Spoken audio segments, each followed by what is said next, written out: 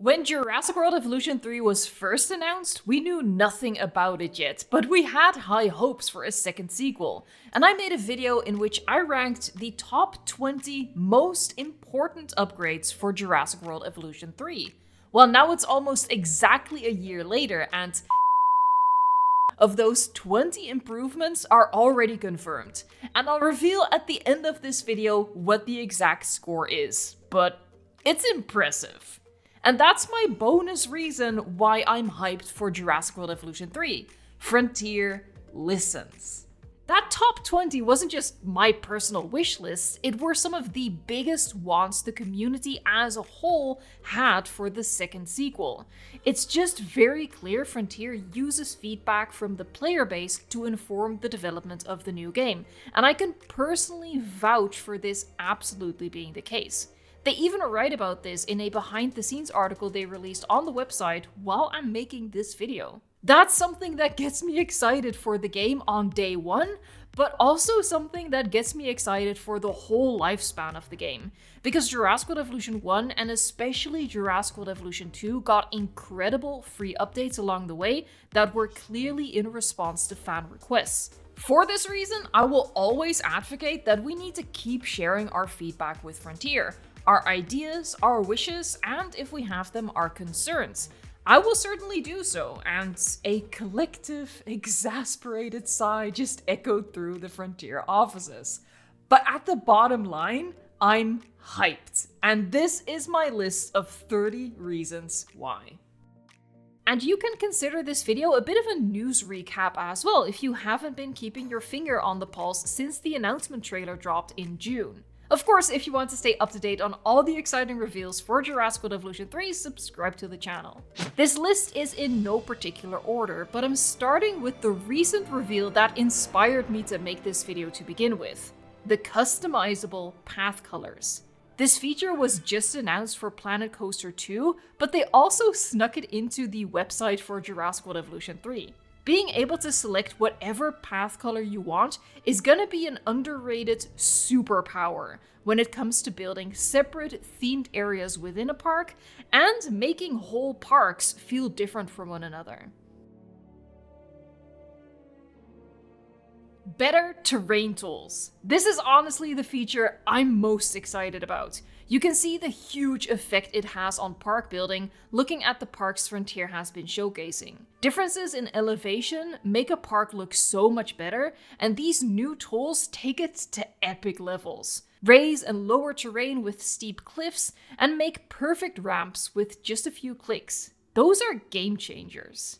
And we only have to shift a few tabs over for the next feature to get hyped about: the new and improved water brush, which now comes with two variants, shallow water and deep water. While variable water depth would have been the dream, this is already a huge improvement, and we'll talk more about deep water soon. But first, waterfalls. Waterfalls were definitely on my wish list, but Frontier implemented them in a way that is so much better than I had dared to hope for. I figured we'd just get static waterfalls as part of some pre-built rock formations, like a single big decoration to plop down, or maybe a water effect to place down as an item. Instead, it's a full-fledged function of the water tool. Moving the brush into an incline automatically generates the waterfall, and you can redo and tweak that until you get the desired look. It doesn't just allow you to make huge epic waterfalls, but also simulate river rapids. That deep water though, it allows some of the dinosaurs to swim. Finally, swimming dinosaurs. So far, we've only seen Spinosaurus display this behavior actually swimming, while we've seen Brachiosaurus be able to wade through the water thanks to its massive size. A bonus to this deep water is that it also functions as a food source, naturally spawning fish for our piscivores to eat. Now, not all dinosaurs can swim, and at a glance, that might be bad, but maybe it isn't. Because number 6 on the hype list is that you don't need fences to create enclosures. For the dinosaurs that can't swim, you can contain them with the deep water. And for all dinosaurs goes, you can line their habitat with steep cliffs or rocks instead of fences. This means moats will be possible. It's going to make our parks look so much better and more realistic too. Now in campaign and challenge mode, you will still need a tiny stretch of fence to clip a gate into so your rangers can do their checks and the MVU can access to treat diseases. But even then, 95% of the habitat perimeter can be a moat or deep water or a cliff face or a rock formation. And we can build the most epic rock formations using modular building. Look, modular building scares me. The idea of building a building from scratch is daunting. Thankfully, that's where Frontier's beautiful pre-builds and the workshop come in. More on that next. But what still surprises people is that modular building doesn't just apply to buildings, it applies to everything. So what does excite me is the vast selection of rocks that modular building includes, and we can turn, angle, resize, and clip all of these to our heart's content, and of course, create my beloved rock arches. I have a thing for rock arches, don't judge. Modular building also applies to the foliage. Modular building is really just a tool. We get a huge selection of trees and bushes from different biomes, and for these too, we can angle and resize them, clip them together, and partially sink them into the ground, making each individual plant so much more versatile than how it is in Jurassic World Evolution 2. And of course, with modular building, we can create custom decorations, like custom fountains, using whatever statue, lights, and planters that matches our vision. But back to the part that scares me. Building buildings. I'm not sure I'll have the patience or the skill, but luckily the designers of Frontier do. We get multiple pre-builds for each building type in a variety of architectural styles. We can pick iconic Jurassic World and Jurassic Park buildings or new redesigns. Each of the pre-built buildings consists of the same pieces we have to construct our own creations. So if you want to make a slight change to a pre-built, stuff like recoloring the walls, you can do just that. And the community is full of designers and architects too, whether that's their actual job or not. They sure do build like it. And so reason number 11 to get hyped is the workshop and how it is integrated into the game itself. All players can upload their custom builds to the workshop. Yes, this goes for the console versions of the game too. Other players can then download those blueprints off the workshop, for free, might I add. These can be custom fountains, buildings, or even full parks to explore. This is also a thing in Prehistoric Kingdom, but I always did find that there's a bit of a hurdle, or maybe a hurdle is a big word, maybe more like a threshold, because the workshop is in Steam and it feels so far away while you're building. In Jurassic World Evolution 3, the workshop is integrated into the game. You can access it while building your park. Top community creations pop up in the UI, easy to nab, but you can go ahead and browse the full workshop if you're looking for something specific. Let's do a lightning round before we get to some other big improvements. An undo button, skin previews in the hatchery, a brush for rocks, and a brush that does rocks and foliage in one. Lily pads, yes I know I already talked about foliage, but come on, lily pads. Walking, pterosaurs, and oh my god, the Ketsis look so much more menacing like this. Low fences, or what I like to call stupidity barriers, and the insane improved graphics of the game. One of the biggest requests dating back to the first game was for a river cruise, and we are finally getting it. I did say in that video from a year ago that we'll get back to at the end of this video that it would be embarrassing if we don't get a river cruise this time around. But just because it was very much a necessity for the third game doesn't make it any less exciting. And they've done a really good job implementing it. The movement the guest makes with the paddle is accurate when they're turning this way or that, and water is dripping off the paddles. The tour can go through gates and from shallow to deep water. Now those last 2 points might seem obvious, but let's be honest, that 100% could have easily been an oversight and an arbitrary limitation awaiting a fix in a later free update. That has happened before. So I'm happy, nay, hyped, to see that it looks like they thought of all of it for launch. And while this Cretaceous cruise comes directly from Jurassic World, a reskin with a larger boat seating more guests in the style of Jurassic Park is, I think, very doable to come down the line. Another attraction we've been clamoring for: petting zoos. And I've said it before, I much prefer how Frontier has implemented it over how we see it in the movie.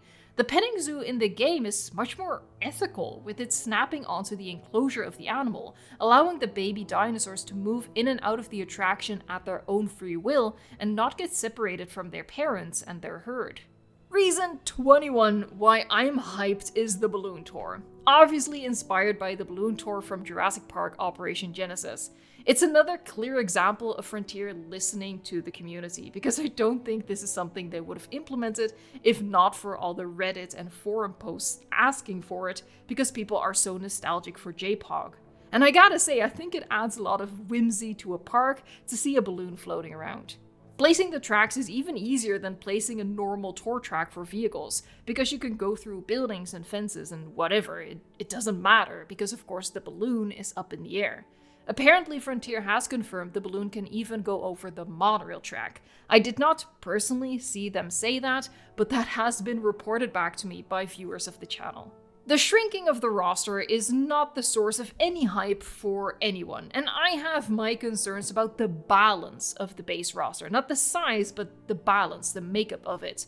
But I do think it was a worthy compromise, because in return, we get baby dinosaurs. And I am very, very, very hyped about that.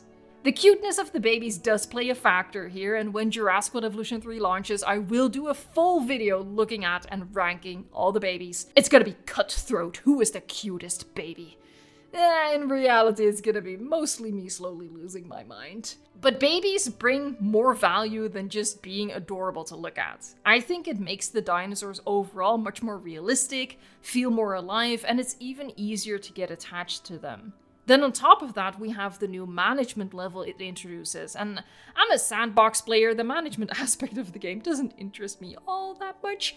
But this is a type of management I can get behind. Not only do babies have different habitat needs that we as park managers must balance to keep them happy, there's also the breeding, and that's number 23 on the list. From the hatchery, we can release adult animals, just as we're used to from past iterations. First, we can only release females, but after completing some research, we can release males as well. Then we can start working towards a habitat that will be conducive to breeding, which will only happen if the dinosaurs are perfectly satisfied with their enclosure and we've provided them with a nest that meets the species-specific requirements. Through a scientific breeding program, we can select the desired male and female for breeding at a time of high fertility, and then life finds a way. But our scientists can interfere to breed a more desirable line with the right traits passed down from the parents. If there are adults you absolutely do not want to breed, you can supply contraceptives to ensure your feisty escape artists don't hatch little Houdinis. What's especially cool is that we can breed dinosaurs with boosted appeal. If we manage to keep a baby happy for the entirety of its growth, it'll retain some of that higher appeal that babies naturally have. Then, through multiple generations, we can breed super high appeal dinosaurs.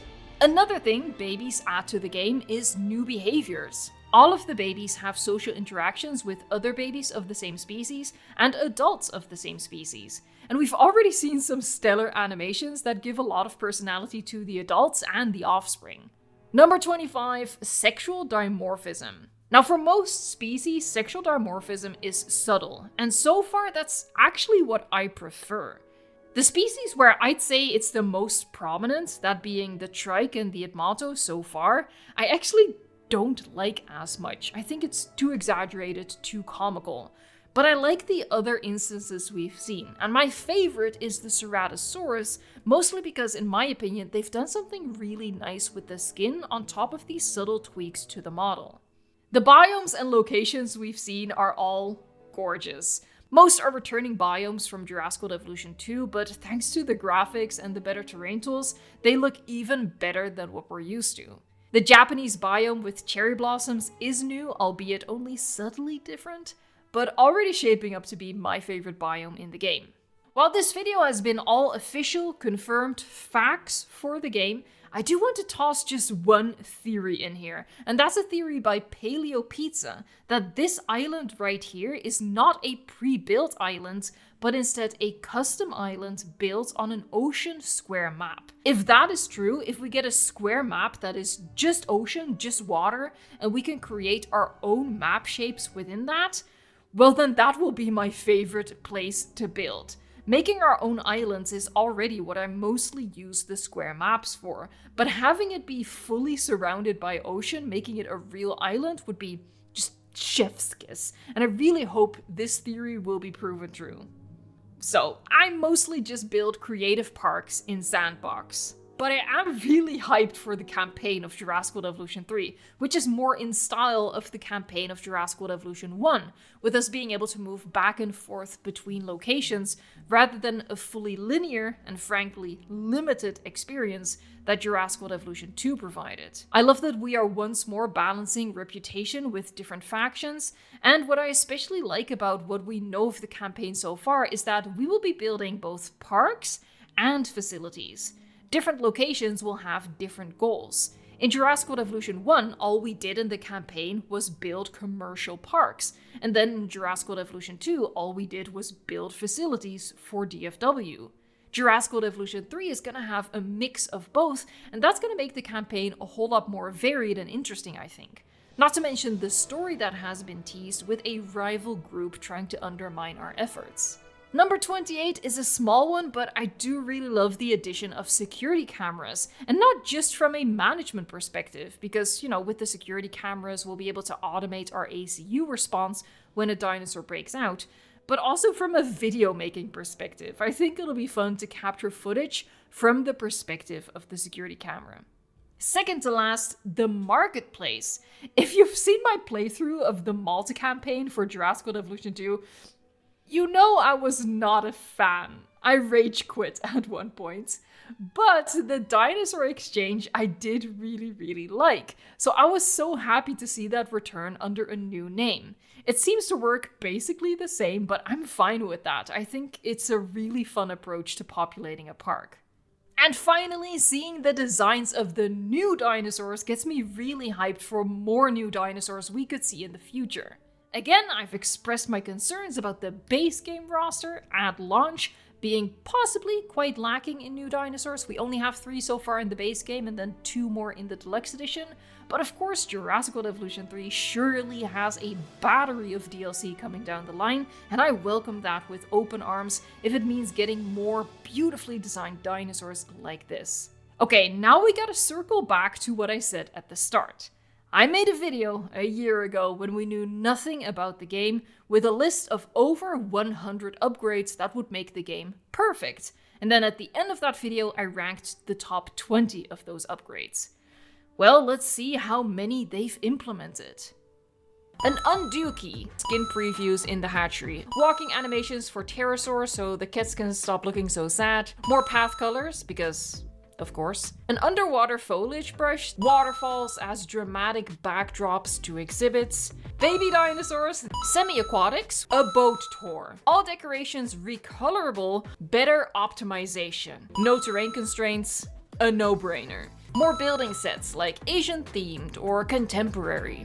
More placeable foliage. Having no hitbox would elevate park building across the board. A selection of low decorative fences. Way more decorations. Elevated walkways over habitats. Bridges come in at a very close second. But in first place, better terrain tools. If you've been keeping count, Frontier has already delivered at least 15 of the 20 top ranked improvements.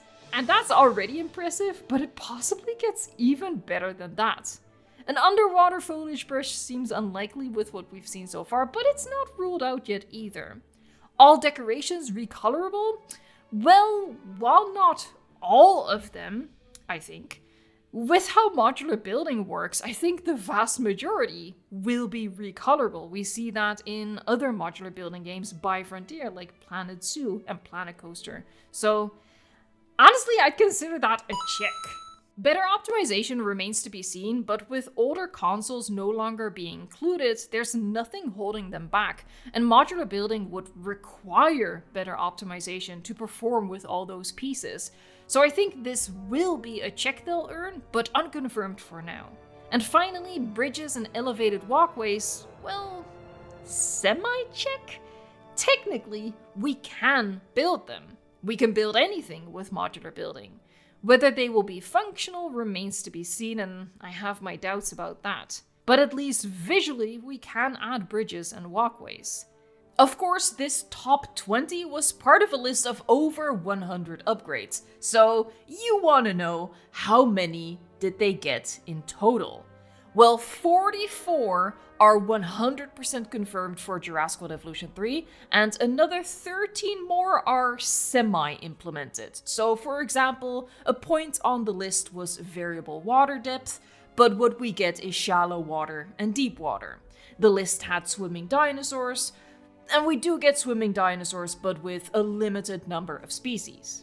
I think 44 to 57 check marks, depending on how strict you want to be, on a list of 100 that included quite a few nitpicks, to be honest, is a pretty impressive score, especially considering that of the top 20, at least 16 are in the game. And I'm excited to see how many more features they're gonna add, either before launch or in free updates down the line. Thank you so much for watching, liking, subscribing, and until next time, stay tuned for more. That was a long video, what?